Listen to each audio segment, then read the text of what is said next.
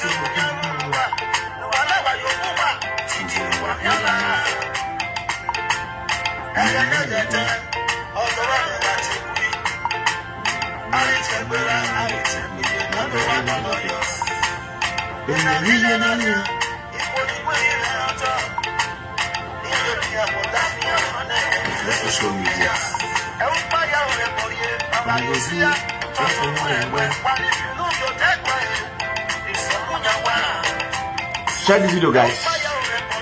Share this video. Share this video.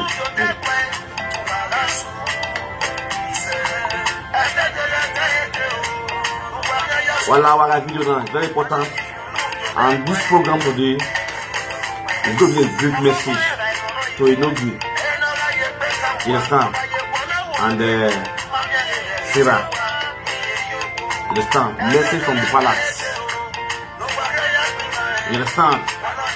So, most of them will listen. I'm gonna share this video.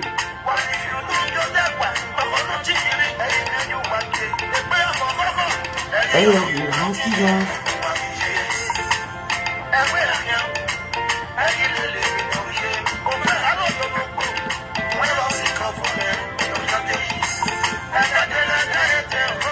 Share this video, guys. Let me show my video out.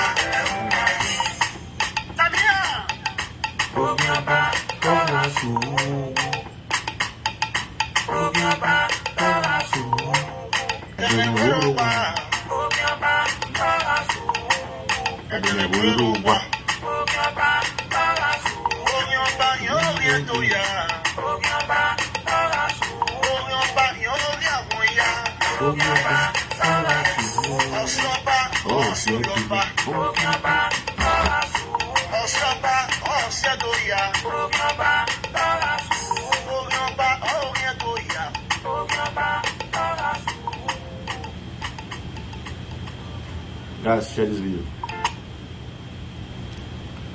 When I me share the video, I click for no better star. Yes, it's gonna be a short video, not go too long. It's a very short one. You understand? Yeah. It's a very short video, guys. Share the video, guys. Share the video. Let me share out myself. Let me share out myself.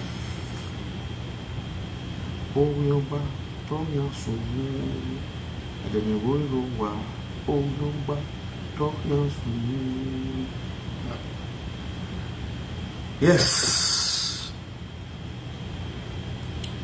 But I'm just not supposed to do this video, but due to the message, I have to do this video because the last video I did yesterday, the last video I want to do concerning this issue of Ewe and the rest.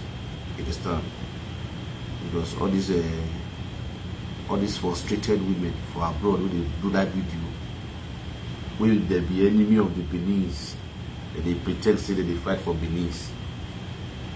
I don't know if you're going to follow them talk, many talk for social media. You understand? Anything where they talk for live video, get proof of it, say yes. If I call person, I say now this person I call, you call person for palace. Say now so person like this, now you call for palace. See what you talk, see what you talk, see what you measure the person name when you call for palace. Maybe for tell you say yes, okay, it's your go. Not be so because you want person they quarrel, because you get problem with the person, you want to defend the other person for the bad thing we do. If you don't see anyone bunati him see the social media name, why they remain man because we are more and no telling what change against the other person. That's the reason we want to do. All in what time media now. Also, we want to go far for life. They don't go far. Now, see this issue of what's it called? Sarah T-Boss. Like the call today, I was on call. What's it called? You understand? Sarah. So, Sarah T-Boss. I brought the issue of Sarah. You understand? I brought the issue of Sarah. I say Sarah. First of all, Sarah want to respect your father. You understand? Because I said everything. Because Sarah and after a family log it is Sarah or can do one side equally but what I do is Sarah respect it, right? You understand? You say that I want to respect. Or you not be an only way with Sarah go.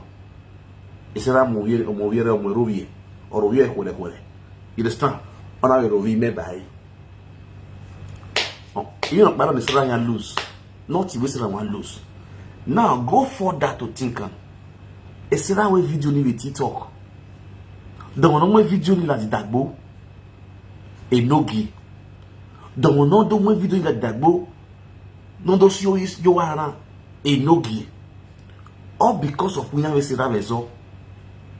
Just to use that video to sanga Sarah on a morning ago. Forgetting where we are talking about the palace here. In here go all the video ni. When I'm a video na ya no fi no get go do ya we sanga go Sarah Bale. Which is totally an abomination.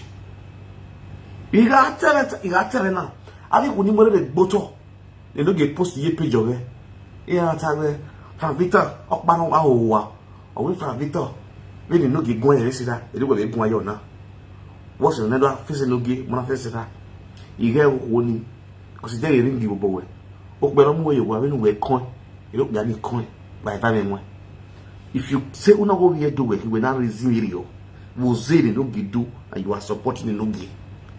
That means where when the boom asha won go do bona ikoni raw is a way and asha won di wale a time no snow ya gbere nwa ikpo o di dege we o see in bu da ni nwa ra o ma gbele nwa mo wa at the tender age you go yala go gbasawo so they don't really know what to say at the right time eza wa regu ayo na bezgun ayo na ozo e wa de go ya gun yezo iya ma na kekere ya dole yo. What the way one is supporting Enogie now. Omagati e bonelu yuwa we yuwa. Na we forward them ugiwa. No wa again wa we post e page yuwa. Or no wa mo video na ya ro yuwa yuwa. No mugira wa we da hadi the video na ya ti e bon we o. Unless wana we really oni. Wa we really oni. O wa fu wa gbiri. O ara tro ye wa yuwa wa na guyo. Wamana re video ni wamu gelu wa wa Enogie na wo wa mo video na ya fi lu je gwa wa ge se gwa iba bo la wa gbe iba bota iba bo wie o ga la wa gbe o e ko vene na ite wo kekene na we are sorry. Why ya niggas they no give show if not body no give video e no get where see. A video ya see e body no go visual. Wa wanna forward the give visual. A ogbanuwa. Egbanuwa wo bi egbanuwa wota. Wa ga forward the video ni give visual no go visual ga egbe. Ge video ni ya mo bogbu e. Ebi ya no wali o wa mi o afu wa gbe. But we wanna forward the video ni give visual wa. Neduwa visuwa gari ati ebonu wa. Neduwa yo ta o yo we se no ya mo video na gun. Wa bo yan lawa egbe no na wa gbe yan. Ko wa ki won wa ti egbe bibi. No wa yan wa. No ma bi wa su no yini e. To wa biara. Because we might there omo pa, omo ja, omo sono. O yan there wa gbera. Wa gbogbo yo yi. You understand? They make me what do now. Furthermore, Enogie, in that manner, a video no mu ye wow any. A video na ya no get gwa. No we mu ye wow when we mu ye wow we ya we wow. Enogie Atiti video ni we hotel. Ali wo ne gbogbe na Europe. Iya na gbogbo yo we. Iya na wo do get delete. Iya neru nu ene le gwa gwe. Uwe say una agogo, una for agogo, una gbe, una sagodu. Call my brother. At you when we must a goat, or a goat. My brother, you are a goat. So at your age, with 5 children, so when you name 5 good children, 2 wives. We even go boy, we even go away, if you don't know or bafaya. Ya here go a one at this. Wa deity and you go go. It will. That's my mission for you now. You understand? Wa deity and you go. You know, they call it a chief. What are you do? I share video now. Share this video for me. Share.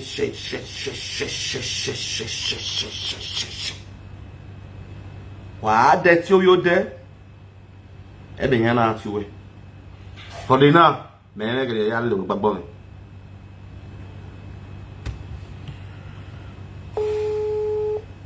This chief, I want sober of Benin Kingdom. What talk by Sadamosa? Domosa, why is that? Domo.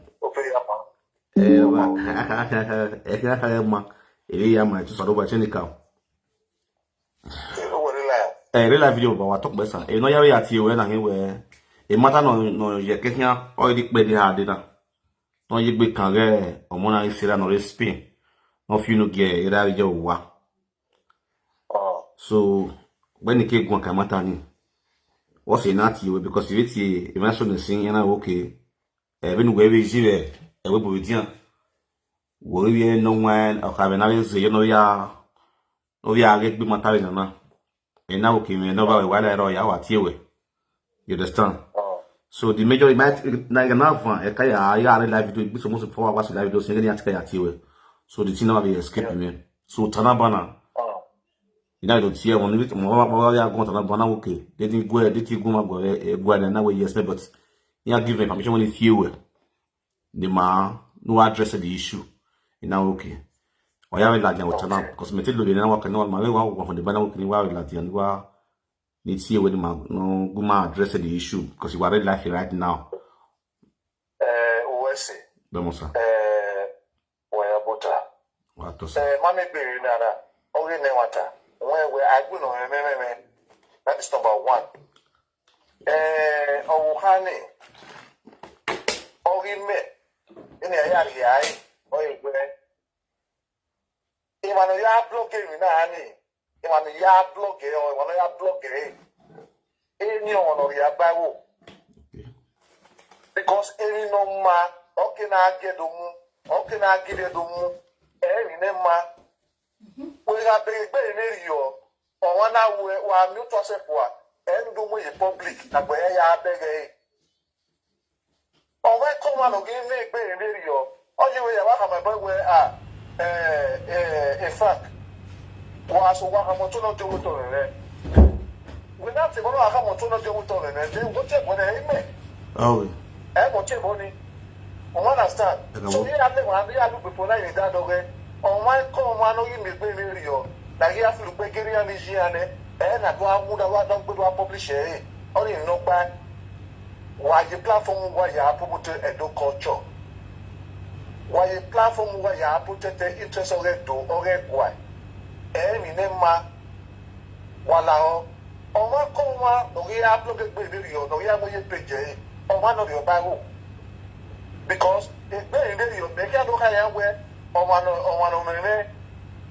no matter if you so ma or do it video, and the women I don't do a video do the area or what or my no back and no back. Walao. If I came out of giving the platform there, what delete it? Walao. On my command of giving video, what delete it? Walao.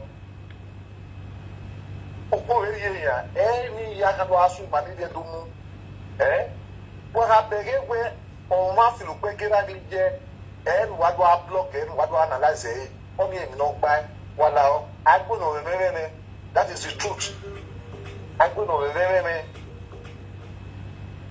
Domosa no rere wala o ko ma anu ya ni te pa ma wa le ga mu picture o no nya ko no nya to. Why you can't wait platform over in Nema, even no ma, I do give, but I promote I beg. Yes. Ever what me Nema, I want to remember what our platform over, what I'm picturing my own. I worry him. I mean, no bad. I might Maria do your video. While I will go, while I want one of even picture the platform over where I delete while I will go. What I say. What's that? No, honey, who can he was so your pan of so, ma, if I came out of here, block or where or my or no good you did or by a Kakabo. Ojiyara, you know, I do Fioni, where when I went on, we your palm wife. Exactly. That is what I say. Walao, or I come no, even now the war will allow what bring it down. Domosa. Very what I say. Domosa, what talk about Domosa. Yes, you know what or what work by that is chief. I want to about of Benikido. You know, soon when I don't win a moment you go, I say, cool. I will not cook a doby. You understand? Even the man at the same word they can be taxes, the matter I ask you, they say that I do say now. The same thing I be saying. The same thing I like have the palace there now. You understand? Normally, they ask me about Sarah father. You understand? About a family Sarah. I know it. You know how many say anywhere. In my own way, they do. In my own way, they do. You agree me? Isira is the prodigal's daughter. Omono he no egbe. Omono ti eboni ra ti eboni je. Ti eboni ti o. So don't worry on it. Me my family okay. To me, to my own, he may hear a bizubi. Because the money any year irritate me ho. Now okay, there you know what again no. E matter no where or tin no kbia or we video ya keke against me no wa. In a way yes. I watched the video. No tin no be ya keke against me no. We na okay now. A video ni Sarah no ya sote. No ya sote gwa. A video ni wo. Ya me video ni prove. And I any video ni because me magay. You understand? Me magay give video ni. Give video ni me eti ni gay. Me eti mudiani aro wirane. Give video ni magay. But on a platform Enogie, on money, on what family you platform okay. And I talk on money, the platform Enogie. And now Enogie or there where a boy ya where a baby on his suno. Because a kid talk again now away video ni. Normally they don't give mass screen recorded again. Mass screen recorded don't post ye page okay. Nobody for no say that can happen. We not true live you know everything. See mo ko everything. No really hold on as a guy. Okay, now you have more page.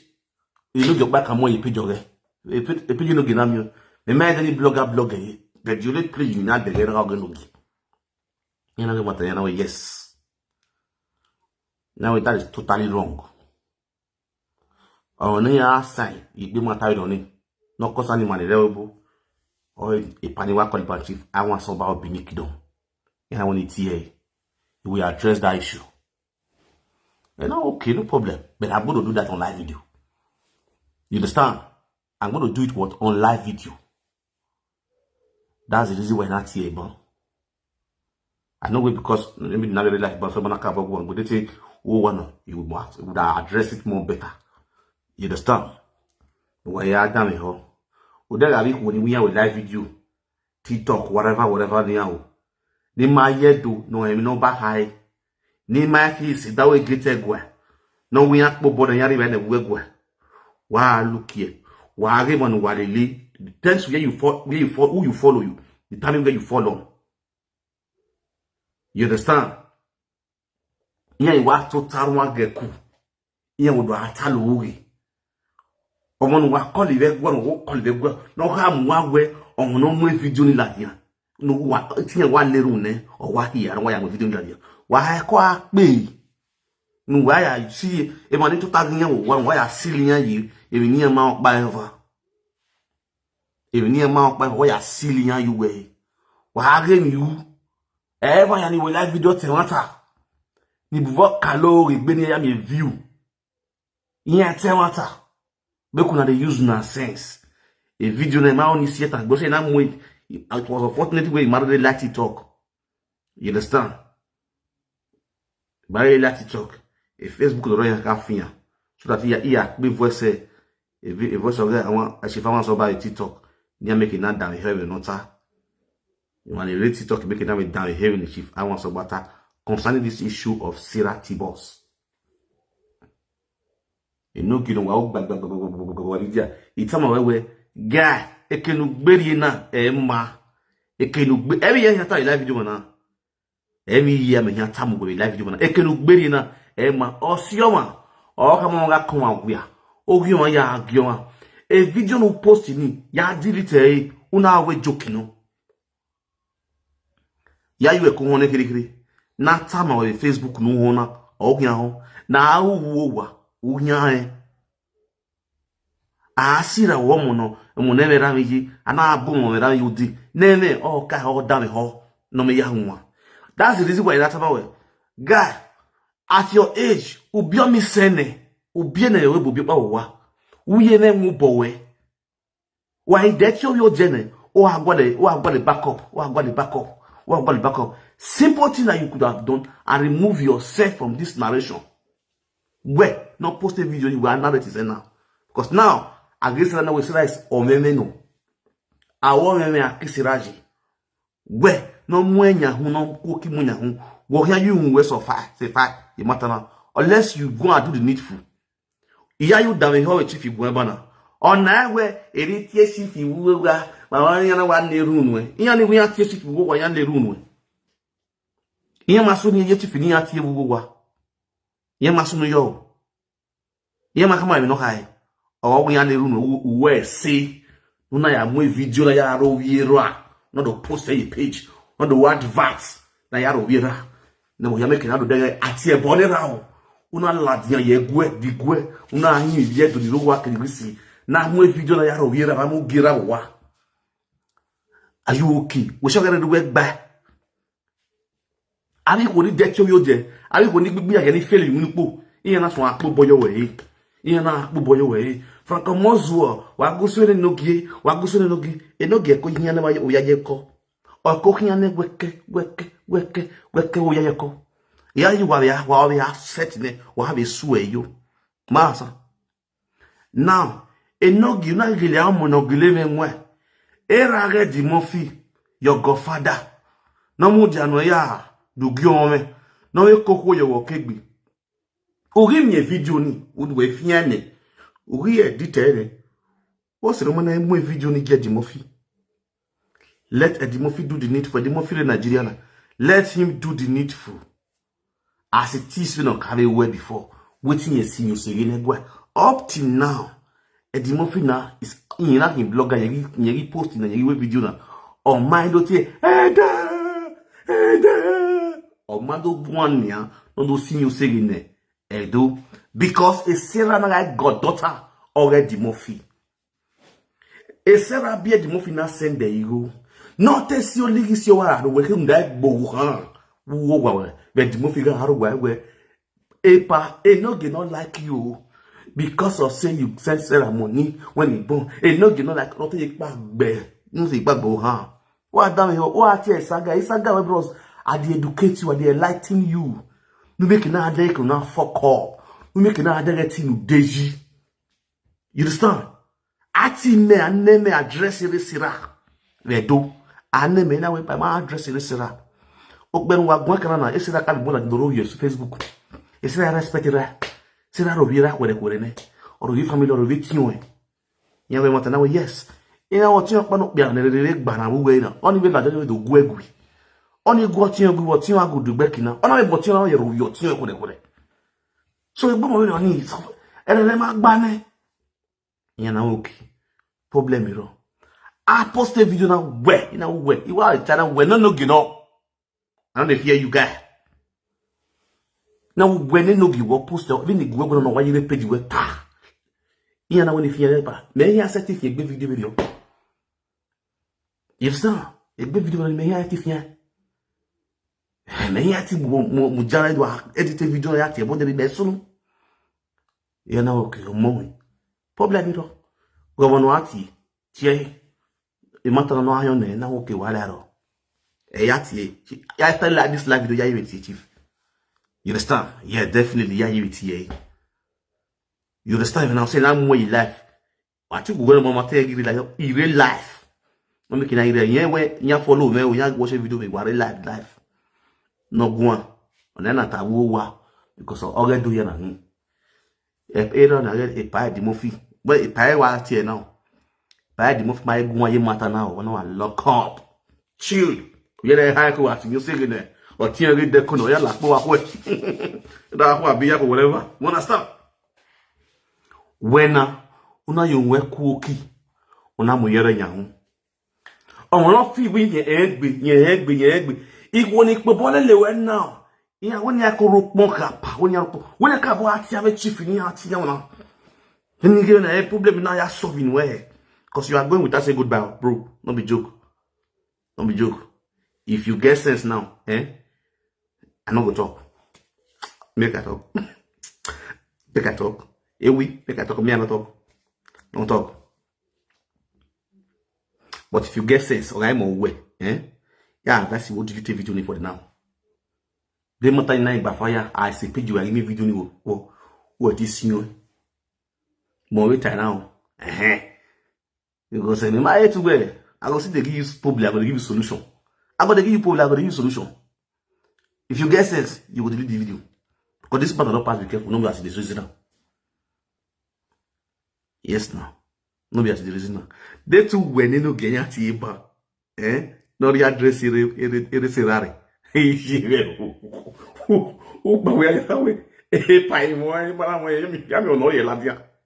I know you. You know they demonic say. When you did demonic, the evil heart no way, the plan, the bad mind no way. When you want like one more bottle, you just want to bring that person back. Go back, kill the one you family. Your may what you just want just come to pass for social media. I don't know what you want to get.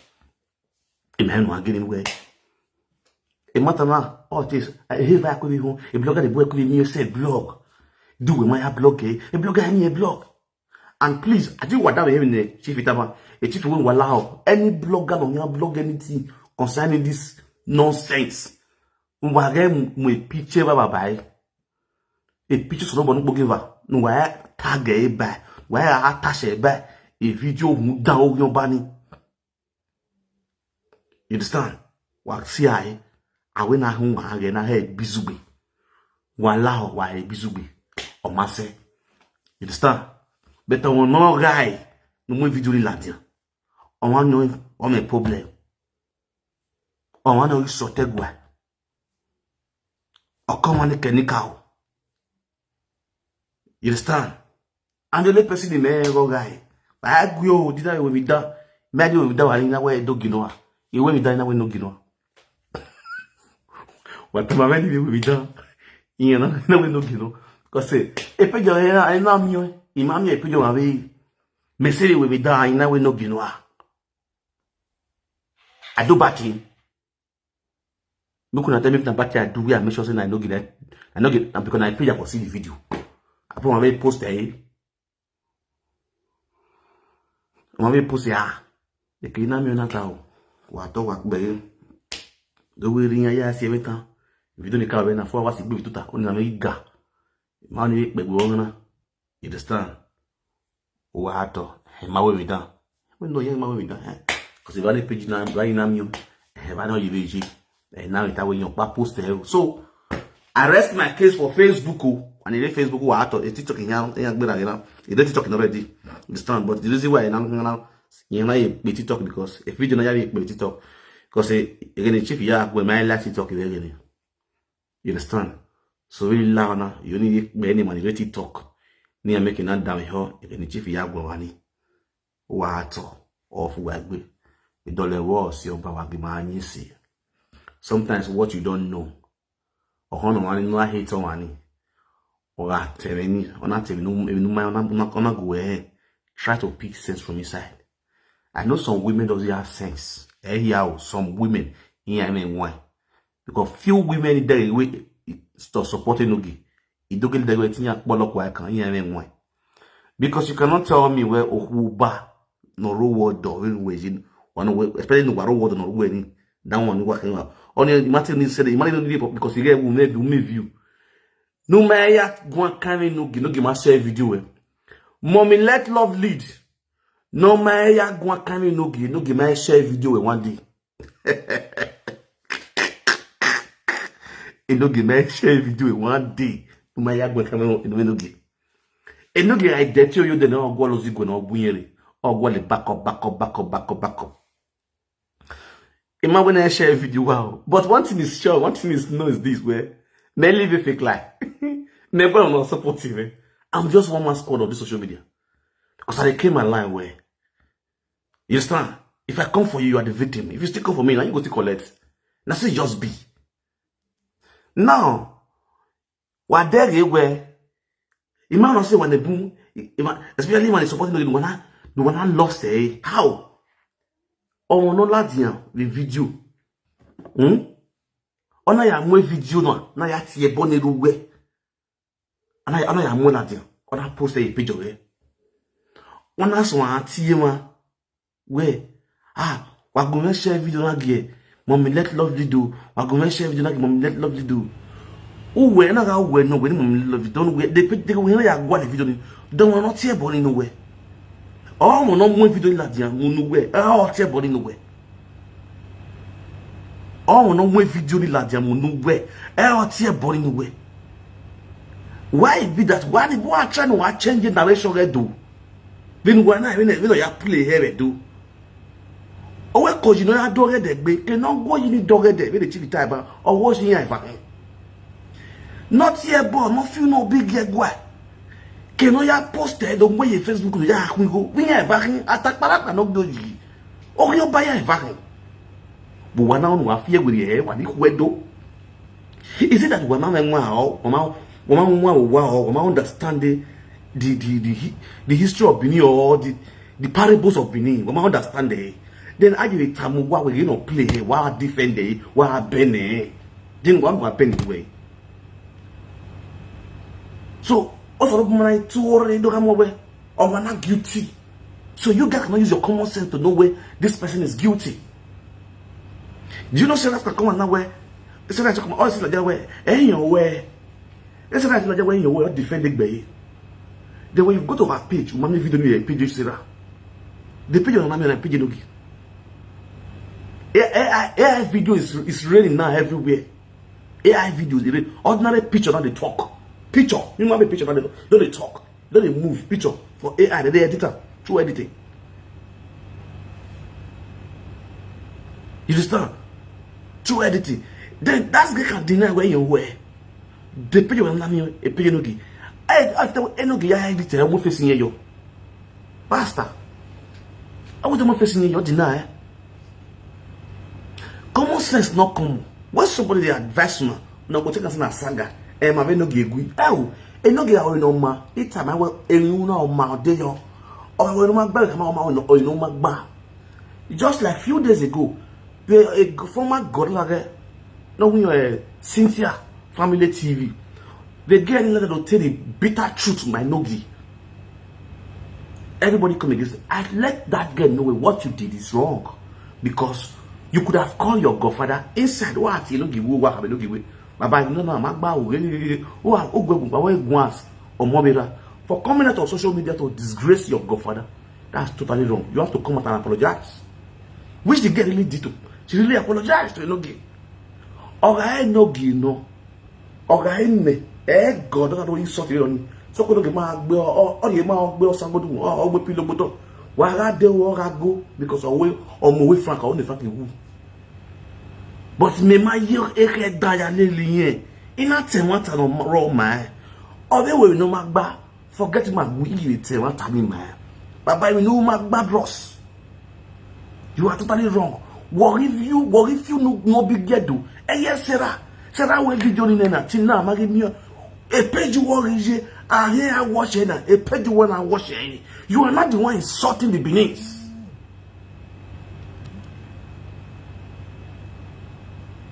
Hello?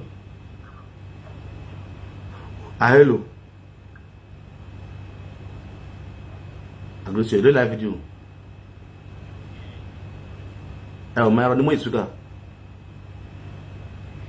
Okay, or speaker.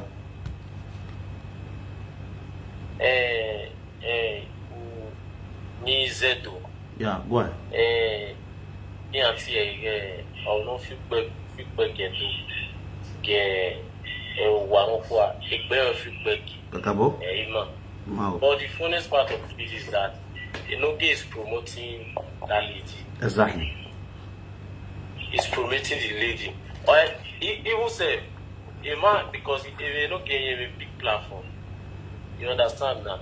A lot of people know him here.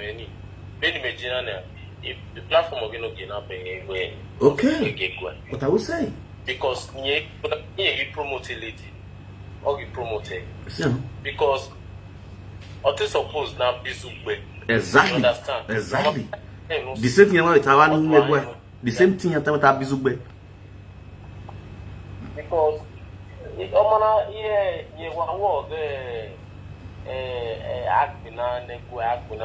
because the one is doing that, he promote again. Exactly. Promoting no him not time was promoting, which is not supposed. Because the guy about where I can't do me on a page of Enogie. Yes. Or which is a page of Oji. And a good man in a market. You promote in again in Tana, in a woman in Tana, you are promoting. And only 10 of ban for how many days now. And I can't do many name in Anya. Come and only work where you don't get to fear or to move a picture again. Just because of one particular person. No, I don't know, man, me worry. They will not get promoted now. Exactly. You contract, ambassador, brand ambassador of a company that I say. Because he's the one promoting that lady now, which is not supposed to. I mean, no back. Because on no matter how in the name Daniel, through a no platform, at one home, at one him, no, which is supposed. We don't stop. We're going to get promoted again. They get promoted no sense in no time. Because you're never go viral now. Of a truth, the platform in Yemen now, okay, or my feedback, one family of feedback, man, if you do one of feedback. You understand? We should stop. So we want to know that's my little contribution. I must greet you. What I always say. This is guy from company. You don't call it.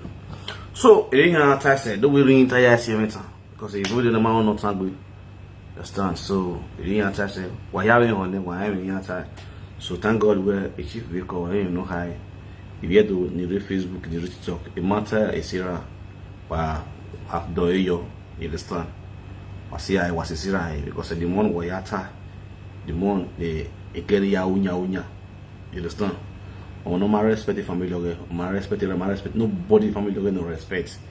You understand? So the one where I have bizubi. You understand? I have bizubi. You know, go see somebody rabbit or someone. There is no need of going after the father. You understand? So okay, now I have bizubi better. One know ya more you page ni. I want to know how you want to say. You understand? I know ya more ladian. No you guy here na. On ya you want to say. The best way na me your web. Allah how a blogger ke blogger e name ke name no analyze. You analyze. Wa analyze a video video. Wa ga mu picture e ba yo a picture ba wa ga mu eke. You understand? Anybody no analyze a video ni video ni wa ga mu picture ba ke wa hon ba wala ho avec bloggers avec presenters. So it is not that what I work by maybe I buy me some better than busy. Understand? Oh, it's alright, yeah. Okay, well, Mr. Frank, what did the palace say about that useless girl? Okay, and not really talk much. They also they asked me a question about the family house, the house address of the father. As I don't know the house address of the father, and the way I but information, I deliver the information about the family. I say the girl and they would respect the family. Nobody would get ever saga for their family. Their papa they don't respect their papa. Even their papa cannot you come and want the console for the children. You understand? Because of the attitude. So those children they not get respect for their parents. They not even value their parents. They talk about what about their mother. Now say their mother not buy. They don't lose their mama, so they not get mama again. And what I know now, talk the one we are here. And I say, okay, no problem. But that one, let me say, only why honey bizubi. Only one bizubi, only before. You restaurant only before. So, on no more Latin. You know, on no more Latin, say no give we. You recharge no use of the aye. On more Latin. A platform or even why you go up on a video in the platform away. Or my money, and now okay, while arrow for the now, it's here, Chief. I want to about Benin Kingdom. That's you all know I'm Chief Omede. It's here or address it. Now okay, no problem. So I have to catch from it on live video to address the issue to the Edos. So I great of now better style. So greater good. I believe say you don't hear everything. That's so you teach. And so you're talking about maybe na ganye moki. So no okay. Is here ni mwa. Beni meji. Imata ni me ewe ne me dale ene. Me rigwa yo. Beni karita from. Beni karita no de. Imata ni mati ya me college. It says right kena ya tie bon me. No level. Awa hunwa le. So wa ya wa ato. Off wa gbe. Tabana na me ansi konadi. But yeah, when we share a video now, we don't have to share as before. Share this video so that other people we don't sleep, we never see them, they go see them. I agree sort of now, but that's why I to why I have no like they see you say the matter now, so don't be bagua. While they see you say the baby don't let go see your bar, you understand? Or what you are seeing a woman, why you have a face be I who the lads and those see you say the just sending here. Why I will say I really appreciate you guys. I cook boy thing in one well doing.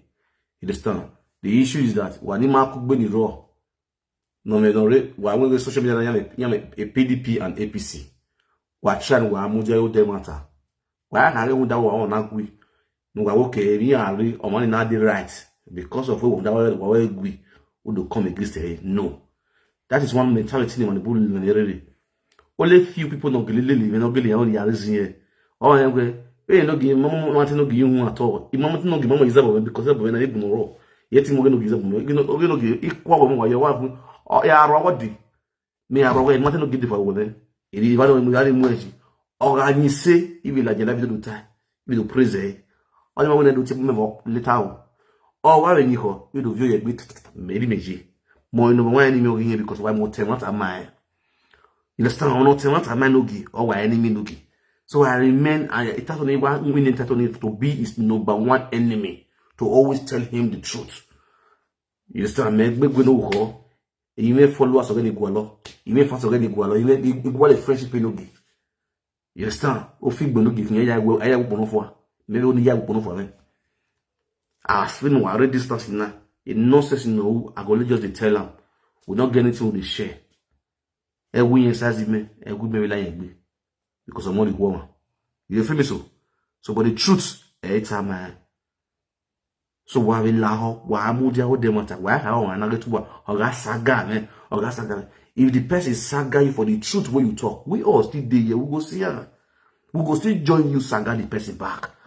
Now they see some people my family people for head. They're not concerned but I will tell you because why I hate oppression. If you talk the truth, you saga the person saga you for the truth. You talk. Say because na in that saga king. I don't go my you understand? So why mudia you them matter? I won't that way to go and follow us or not. Who go and love us or not, and I make enough support you. No level, no gain. What I don't know why I be. You understand? But stand for truth. The truth shall set you free. People are watching that will still see where you are standing. In way, yes, on no, with young baby. Man, not result. You why not result? Or why not result?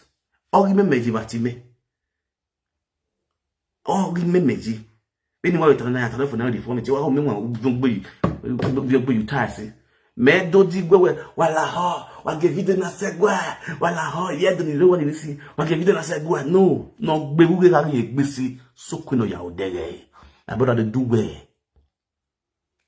well if your way clean na your way go make them look you well they do well anisi akpolo gbere akpon dajegbe when they look your chest tell what am well o ari enwa no rugwe who you know says no for? Who you know says no for? Nobody pass family. I mean, on here to go work one. Okonude yowa, I to go work one. Nini jueno, I to go work one. Any video they war. She when say go. I said go any brother. I told him my bros. He told him I said go any go yone. Inya go yone clear. Our time a Sarah now wa he bizubi. It's a useless child. Na hey bizugbe na hey temwe na hey gwan kana wage wa azu so say ri ogo ene won no yogo na family loge so aga hey bizugbe e video no tian wa ya gwan ni o ti wa ya tere e video ti do ya reply say rani e video no cover me ya family yan wa de ni as far as what tian no pe to gwan yen o ma support e pa hey bizugbe e to no mo e la dia o me problem ya mi say case of next time, why down here, why one? Can't tell me no man no get you no concern me go. Umagwa yo, who do your normal saga. Ewewo, after why believe? Why yaji? Why it ain't tasse? Either if you move him because American no what you When I say me on the moon daddy me on me ya china we baba ya gume mujagwa. Maybe it rather you kick a bucket and kick a gallop.